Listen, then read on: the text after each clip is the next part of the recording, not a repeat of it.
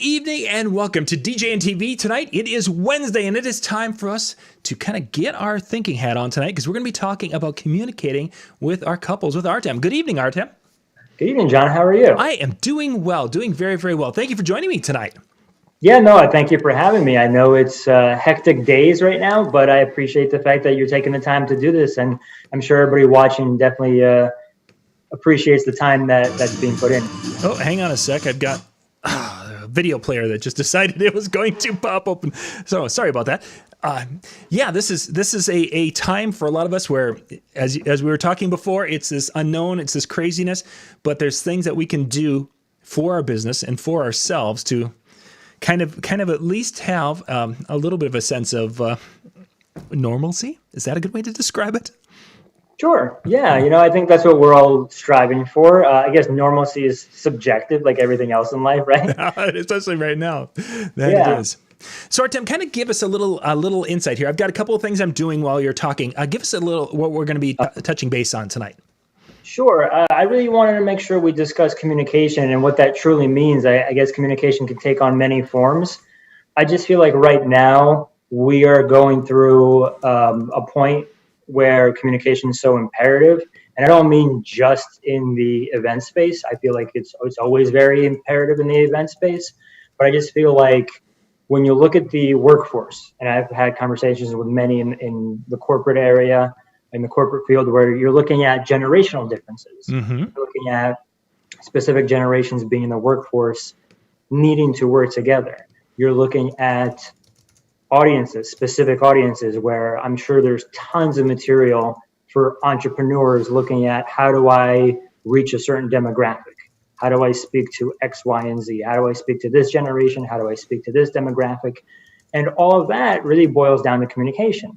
And, we always go through as event professionals, we go through the many articles and the many things that we look at and review. It's like, what's the key to a happy marriage? And it's always communication, right? What's the key to good sex? Communication, right? What's the key to properly reaching your specific target market? Communication. What's the key to throwing a perfect game in baseball? Communication. Right, exactly. It goes everywhere. It does, absolutely. And I feel like, but that's to a great point. You brought up a baseball reference. When you look at sports is just an analogy for everything else in life. And I feel like when we are working an event, and if we're going to go event specific right now, when we're working an event, we have event partners. That's our team. So that's yourself. Like I'm an MC. So I'm constantly communicating with my DJ or with the band leader. We're constantly communicating with the photographer, cinematographer, the planner, whomever. And a lot of the communication is internal. So that's when you have your team that's in play. And then we have our external communication. So we are communicating to our guests, right? To the guests of honor, to their guests, to our general audience. So there's a lot of communication that comes into play. It's internal and external. And what I've realized is you need to adjust your communication process to different audiences. And I think that's the adjusting is something that I think this time is showing us another large adjustment, a large correction of how we communicate as a society and as in the business world. So yeah, this is an evolving topic of communicating, especially with that team you were referring to with weddings. Yeah, and I feel like there can't be no psychological footprint after this is all said and done. It's going to affect us in one way or another, and especially the younger generation, where this is causing proms to be missed, graduations to be missed. But even aside of that, like they focus just on the positive. You look at someone like, for me, I grew up with instant messenger and texting on a phone. And then everything else is kind of live communication.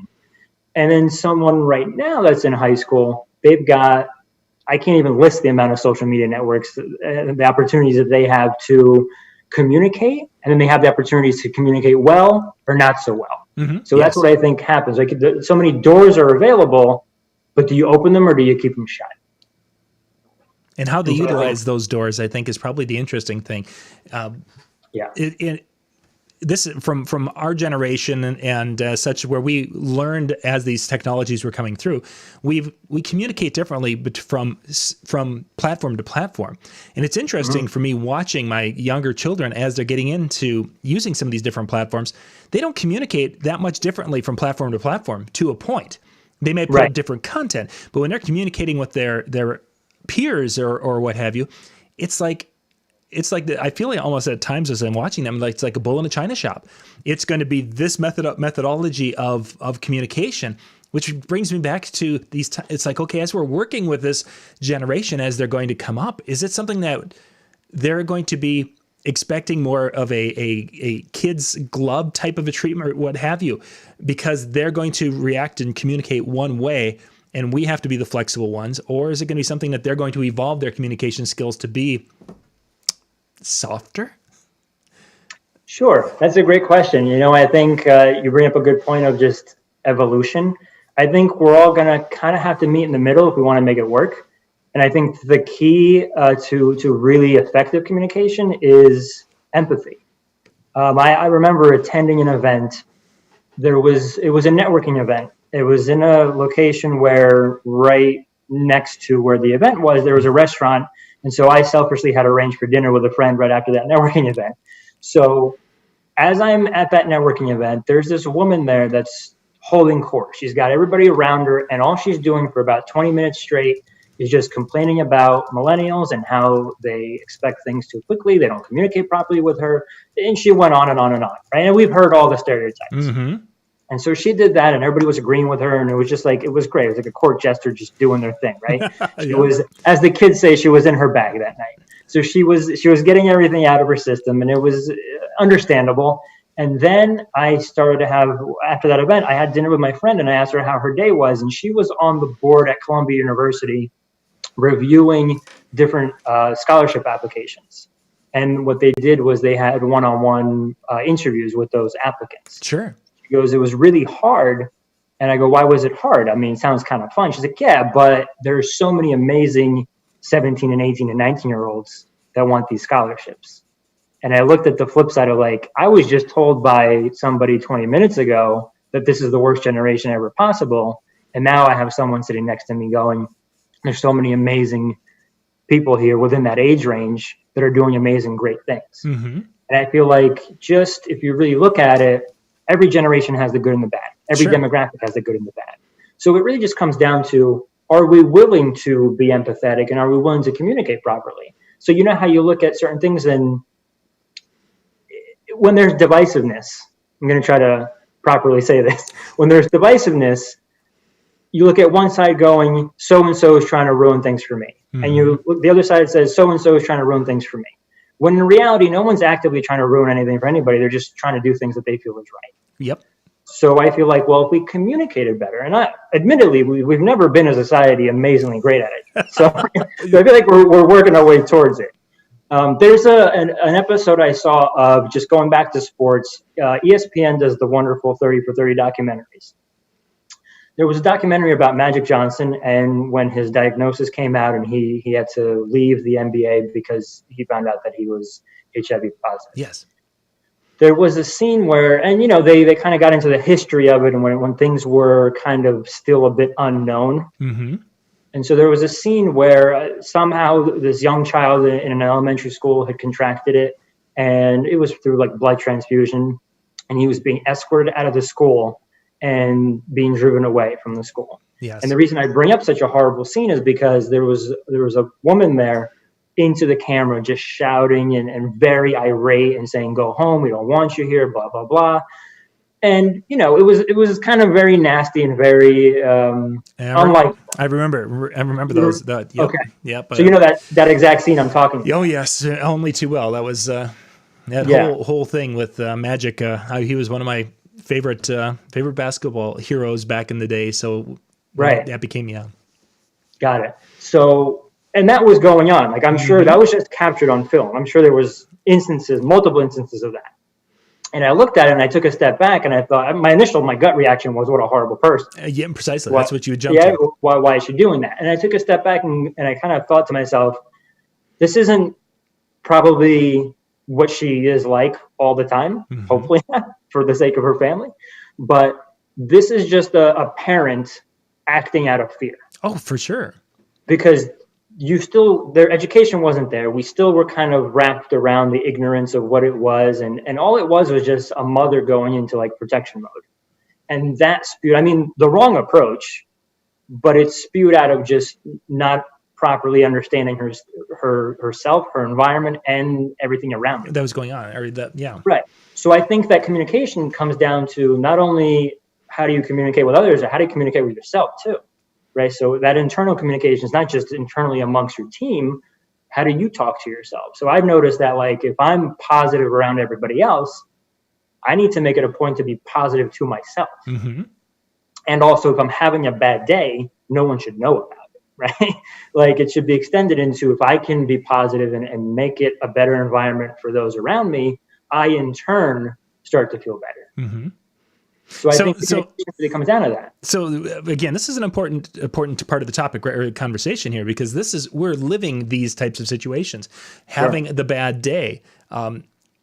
Is it? I guess probably the phraseology, is it something that you're saying, you know, you fake it till you make it type of a situation, or is it something that, I mean, it's tough to put on that brave face sometimes when you've got that fear in the unknown. Sure. I'll preface with the fact that I'm in no way a medical expert, right? I'm not a psychiatrist or anything. And I won't put it as fake it till you make it, because I think there are appropriate times to just kind of take a step back and self-analyze and go, I'm upset and here's why. I think it's okay to acknowledge those things. I just think that it's important to, once you've acknowledged it, figure out a way, how do I pivot? How do I bring myself to where I want to be, which is hopefully happy, right? So I think that internal communication has to happen, and you need to understand yourself. Because I feel like, let's be realistic, if we're managing people, whether that's a multi-op owner or it's somebody who's a single op like myself, but I'm still managing event partners. Yeah, you're engaging people, yes. Yeah, I'm still managing a team come event day, and I'm managing the relationships that I have. So if I'm being brought in by a planner, I understand that not only is my reputation with my performance, my reputation's on the line, so is the planners. They brought us in, right? So I think there is something to be said about acknowledging where you're in a mental space or your communication with yourself isn't optimal, and then pivot to like, all right, well, where do I take it to? Like, what do I need to do to take it to where I want it to be? And I would say, like, just to hop back to the generational differences, we've gone through the stereotypes of like millennials or this and that, and the whole like participation trophy generation. And my counter to that is always like, there wasn't this toddler uprising that said, give us trophies or else, right? It wasn't like a revolution by toddlers. That is true. Yeah. They would have. Someone gave them those trophies. Right. So I feel like we're not looking within ourselves sometimes. Why do they expect trophies? Because we gave it to them. Yeah, that's very true. We kind of set that system up. Right. And that's not, I'm not saying it's a positive or negative, because you know what? I think there are generations preceding us that would have loved a participation trophy and just never got it. Right. So I think there's the good and the bad, and we just have to self-analyze and continually evolve. So to answer the question that you originally asked, who's going to make the change and who's going to make the evolutionary experience happen, it's got to be everybody, right? That's proper communication. So I think someone who is going into the workforce, for example, and is young, needs to understand why a person that's older of a certain generation is acting the way that they are and is making the decisions that they're making. Vice versa, that person has to look at a millennial or whatever they're called now, someone that's younger. They need to understand why they're doing those things. Like you brought up your kids and how they operate differently or communicate differently on different platforms, but essentially it's still communication at its core. I have found that it's really kind of more like etiquette. Like there's certain etiquette on Instagram that is different than Facebook and then like TikTok and Snapchat and whatever else you're doing.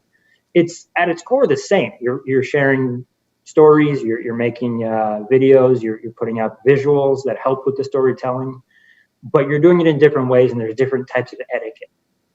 And I think that's what's going to fuel the evolution and us understanding a little bit of like, How you communicate with an event planner, it's going to be different how you communicate with the photographer. It's going to be different how you communicate with the bride or a groom or whomever, and how you communicate with a same-sex couple, or how you communicate with, a corporate decision maker.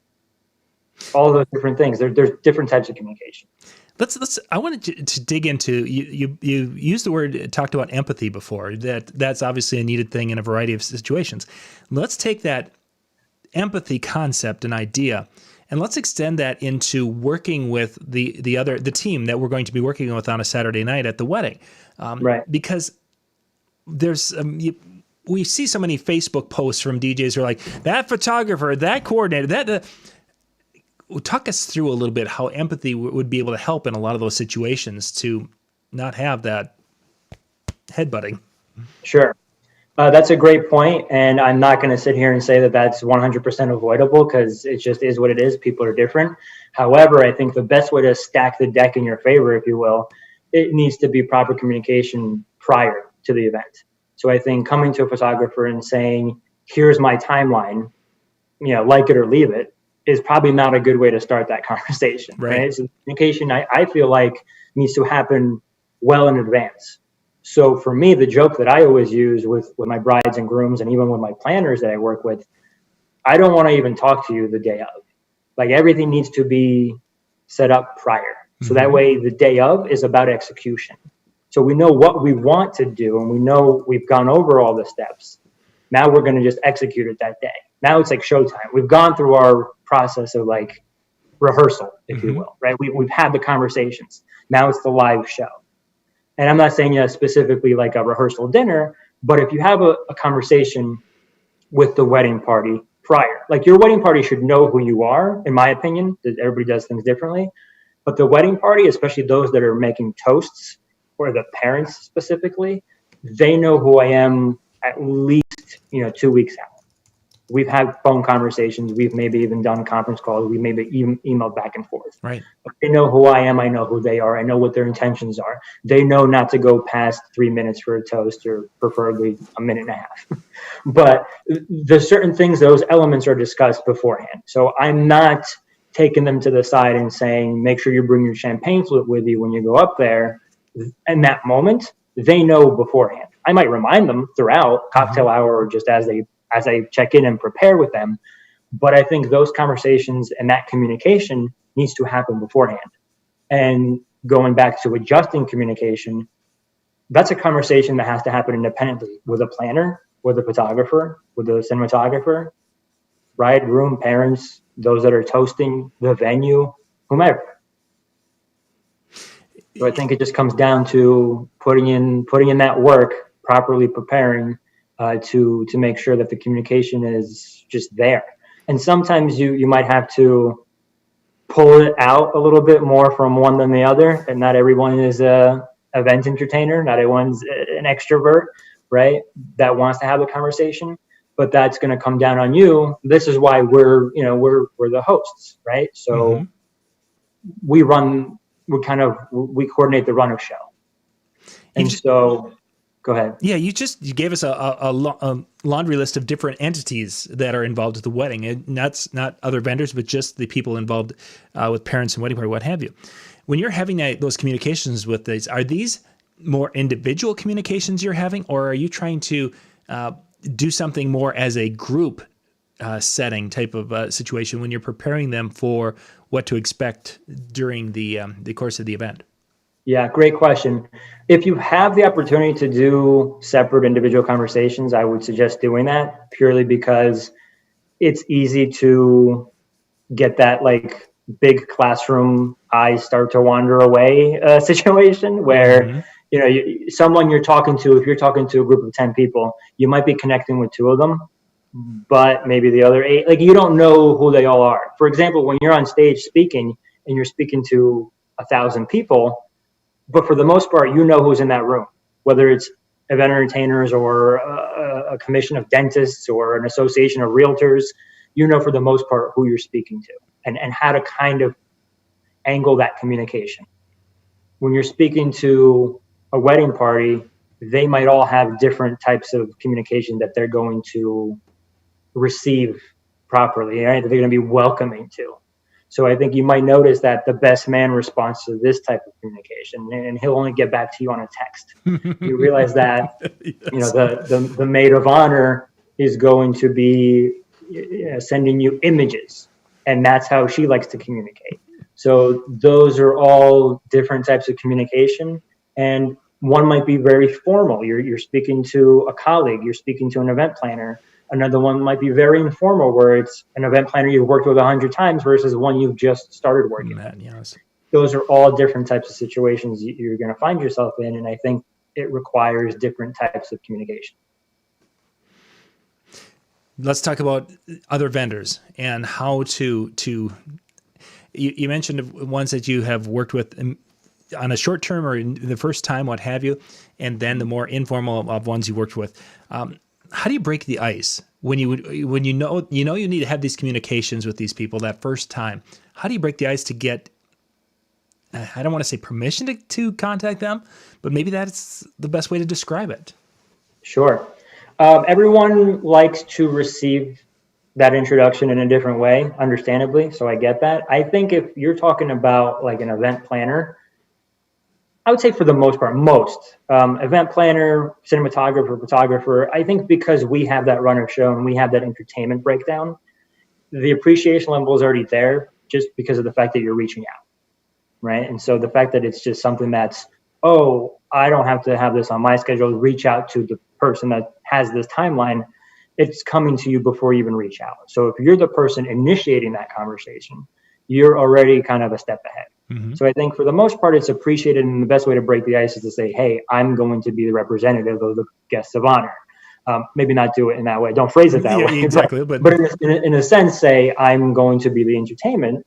And for the most part, like if it's a planner, they know who you are. Mm-hmm. They probably brought you in. And if not, if you've just been put to work together, then that's a great opportunity to build that relationship.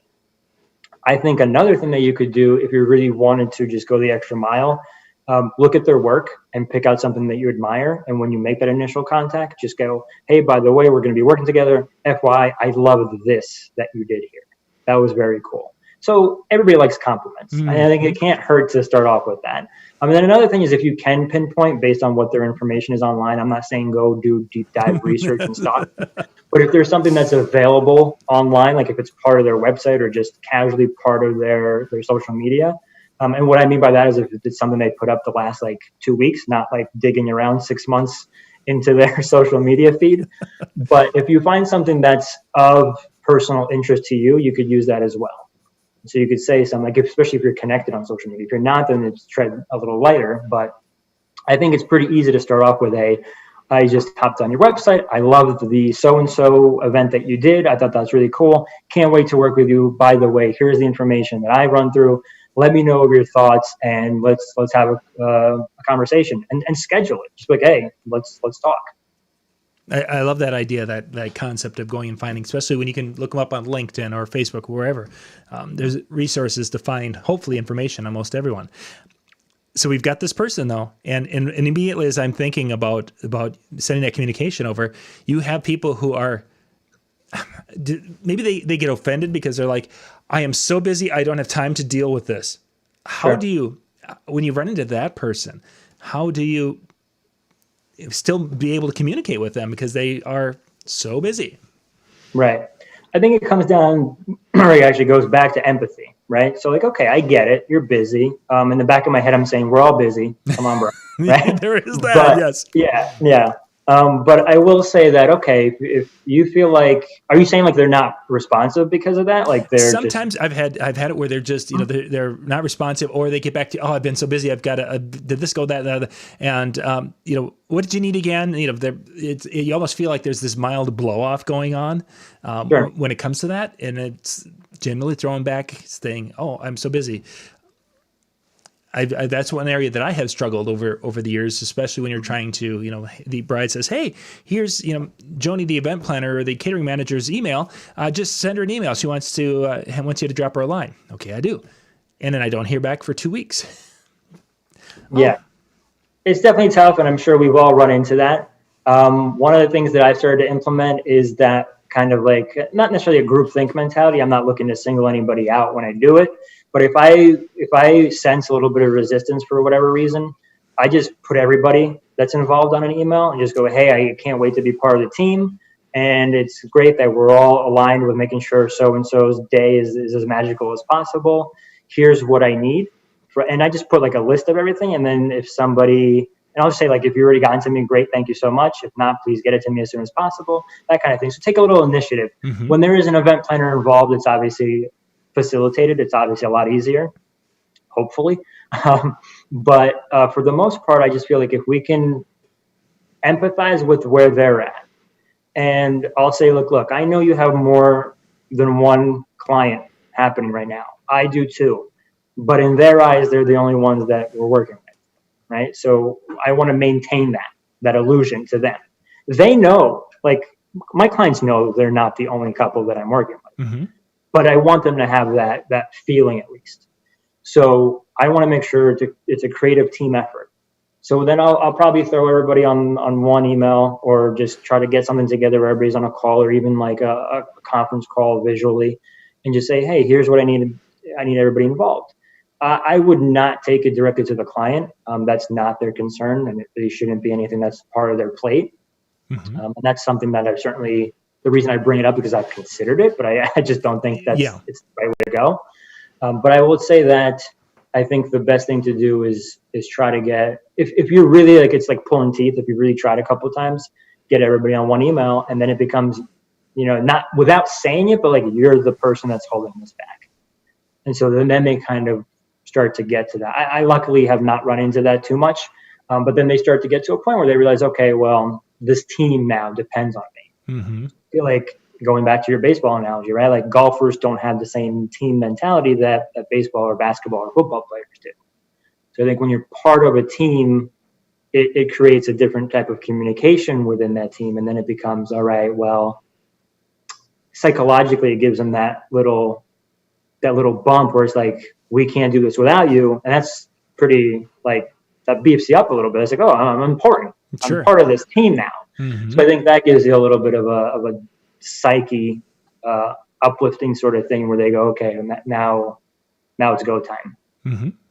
Yeah, I think that idea of in essence selling that concept would definitely go a long way with a lot of people, being part of that positive creative team for the day. Let's talk a little bit about communication tools. There's a lot of different things that we can use. What have you found that has been more successful? I mean, if we could almost kind of rank them as this is preferred, maybe these aren't so much, or this is a faux pas type, whatever. Let's talk about some communication methods when it comes to working with the couples, and even coming to with other vendors. Sure. I'm going to give you the answer, which I think first I'll give you the one that I don't think you're looking for, but unfortunately I have to mention it, and then I'll give you what I think you're looking for. So I think the best tools for communication are empathy, like we talked about, and active listening, because active listening really leads to empathy. So you need to understand where that person or people or whomever that group, where they're coming from, to really get to that empathy part where you go, oh, all right, I get it. And then now that I get it, how do I pivot what I've been doing and saying, and how do I get them to understand my point? How do I flip that empathy? So it needs to be like an empathy boomerang. Let's coin that term if we can. So once you have that active listening, you can get to the empathy, and you can get to a communication breakthrough.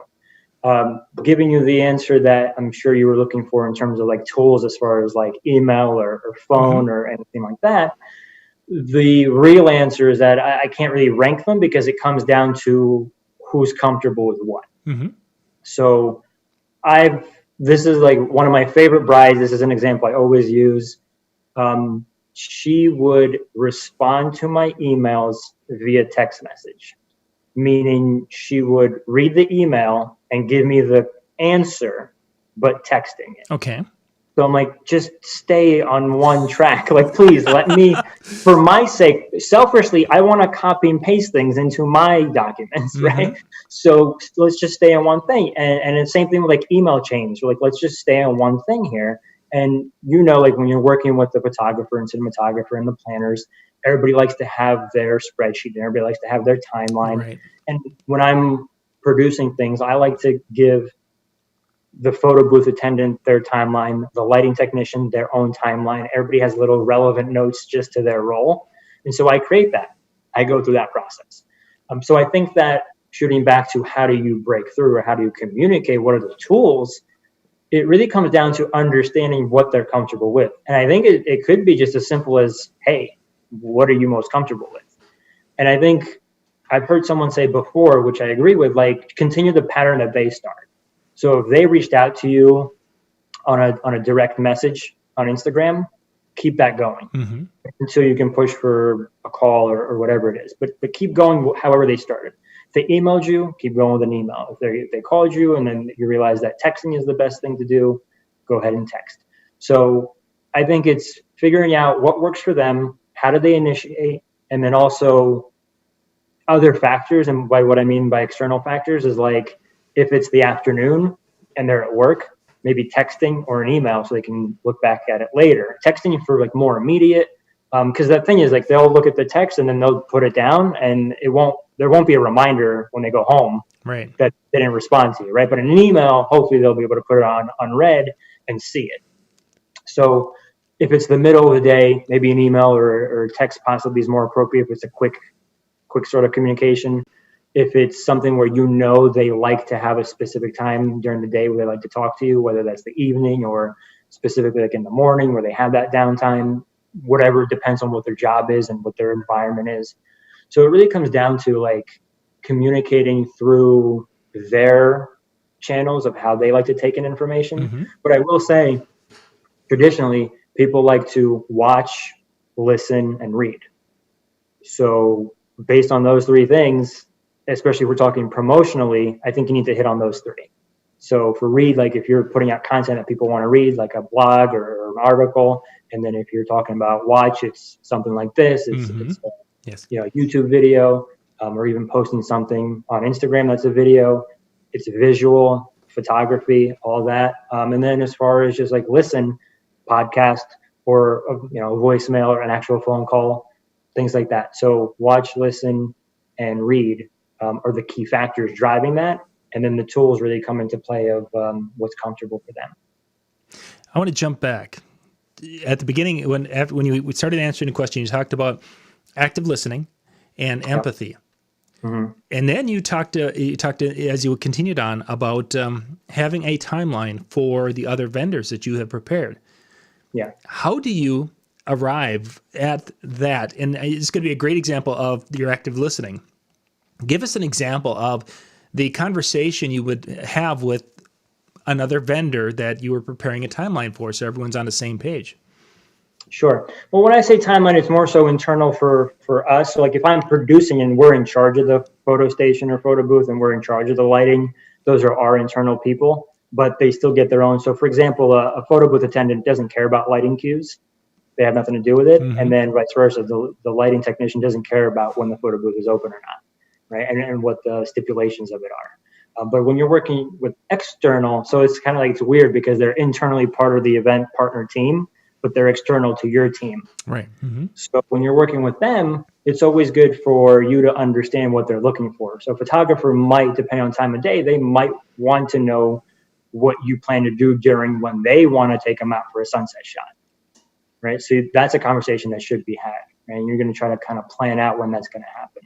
With a cinematographer, you know if you're bringing them out from a staircase, they need to understand that that's going to happen from a staircase up top rather than the door that everybody else will walk through when you're doing introductions.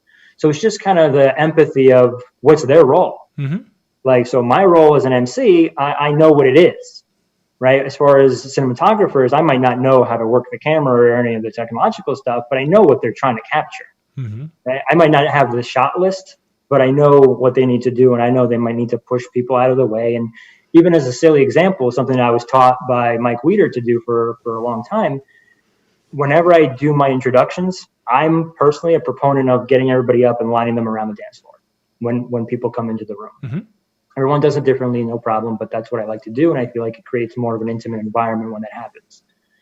Whenever I do that, I tell people that they can use their phones to take pictures, because it's going to happen. It's inevitable anyway.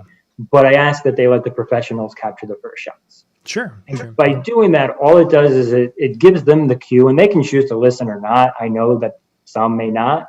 It does give them the cue to, please consider that. So, I'm throwing the empathy there. Yep. But what it also does is it shows the cinematographers and the photographers, I'm on your side on this one. For sure. Right? Like, hey, I get what you guys are going through, and I get what you might need to do here.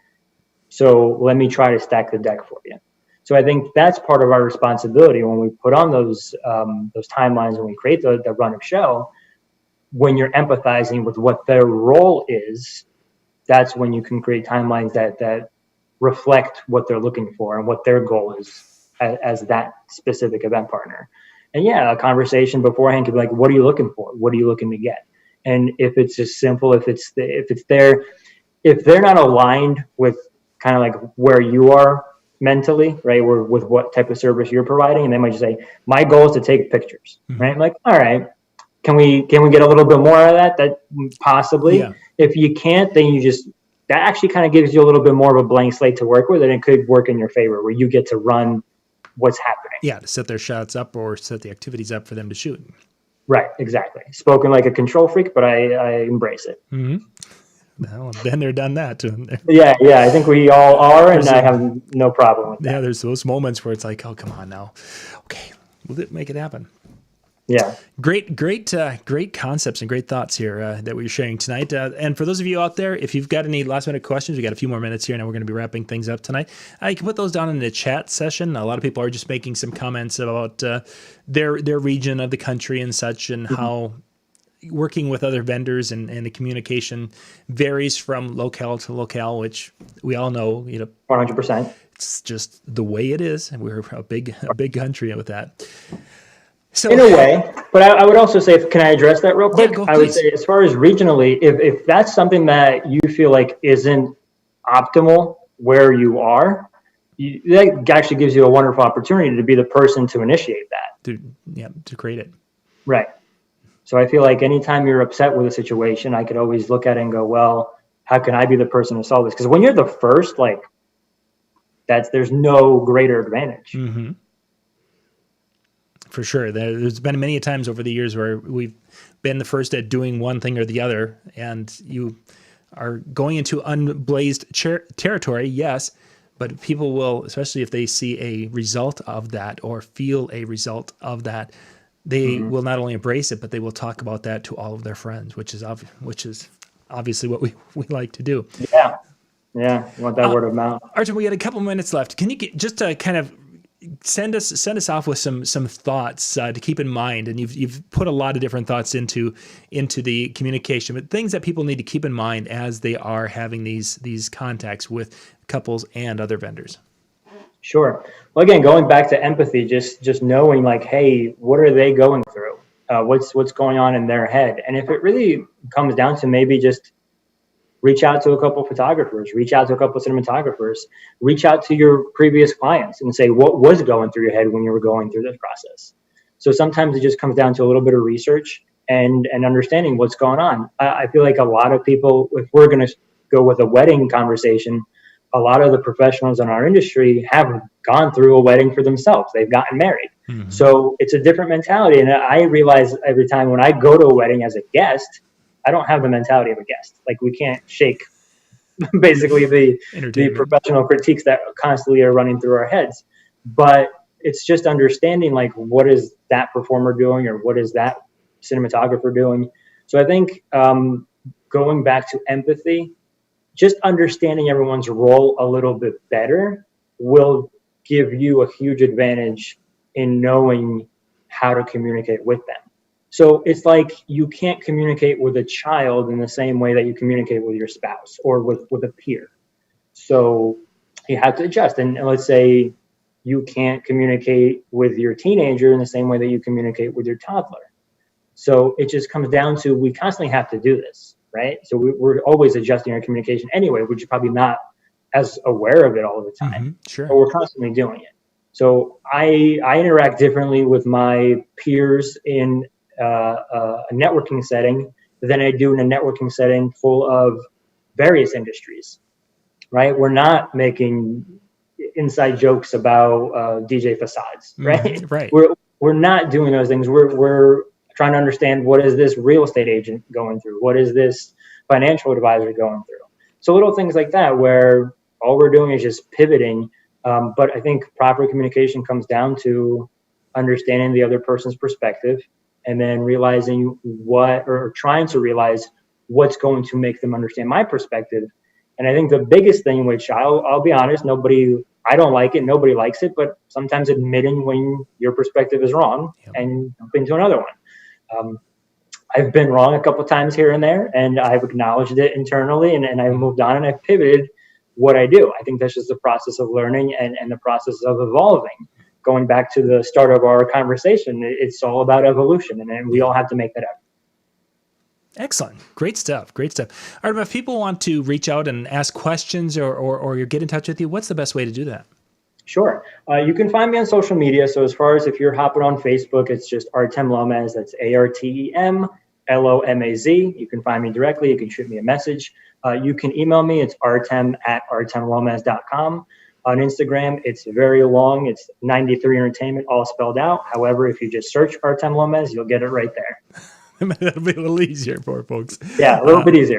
Great stuff. Thank you for being and thank you guys for being with us this evening out on Facebook and YouTube. A lot of folks were out there watching this evening, so thank you very much for that. And we'll be back at the top of the hour. MJ is going to be doing a music and mixing show here on the DJN TV channel. You guys can bounce back in and catch that on YouTube a little bit later tonight.